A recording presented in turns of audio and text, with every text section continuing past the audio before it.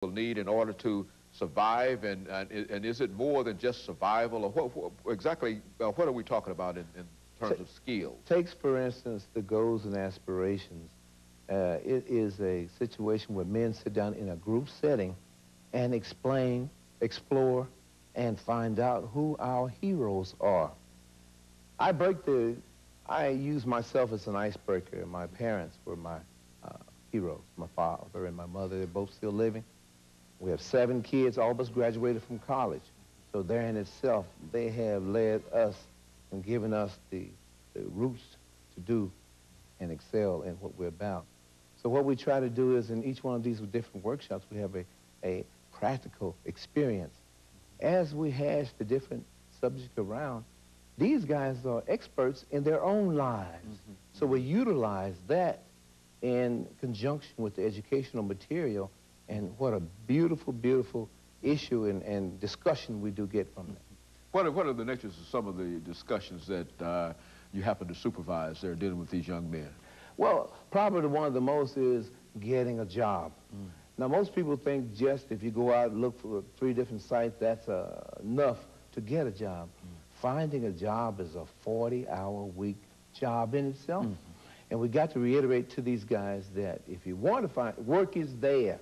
But if you want to find a job, you really have to put something into it. Not just going to a place applying for a job, but it's your appearance, how you go, how you talk, how you present yourself. What if you, first of all, we stop and say, how have you done it in the past? Let's make a change. Let's try to improve on your approach about procuring work. In other words, you were not successful in securing a job in the past, so evidently something was wrong, and so now you're concerned about improving whatever they've been able to do. That is true, and networking probably is your biggest element. They only have a limited source of places to go seeking work.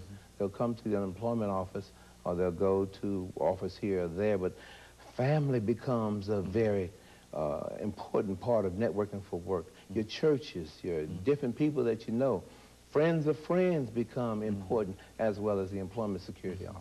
When you think about the survival skills and some of the problems that many of these young persons have, exactly what age group are we talking about, and what education level do we find that you're dealing with for the most part? We're dealing with men from ages 18 to 40, and all of these are food stamp recipients. So they have their own food stamps, and that's one of the criteria to be eligible for the program. Well, why don't you talk about the eligibility now? Because I'm sure that that there are some persons who are watching this morning who would like to know about how to become involved in such a program and exactly some of the things that are connected with that program. Well, it is exclusive for food stamp recipients, and anyone who's interested must go through the food stamp office, the Human Services Department, and they will refer you or the person who want to be attendee to employment security. And so in many instances, many of these persons, in terms of their own education level, might not have completed high school. Is that it? Do you find that? Well, the good thing about the Tennessee Department of Employment Security, we have so many programs that meet the needs of all of the people. So they need to go and contact some of the agencies and find out what programs are available and get in those said programs. We at Employment Security, we do have referrals from Human Services, and going back to get your GED is one program. So whatever your problem is or whatever the situation you find yourself, it can give you some directions about what to do.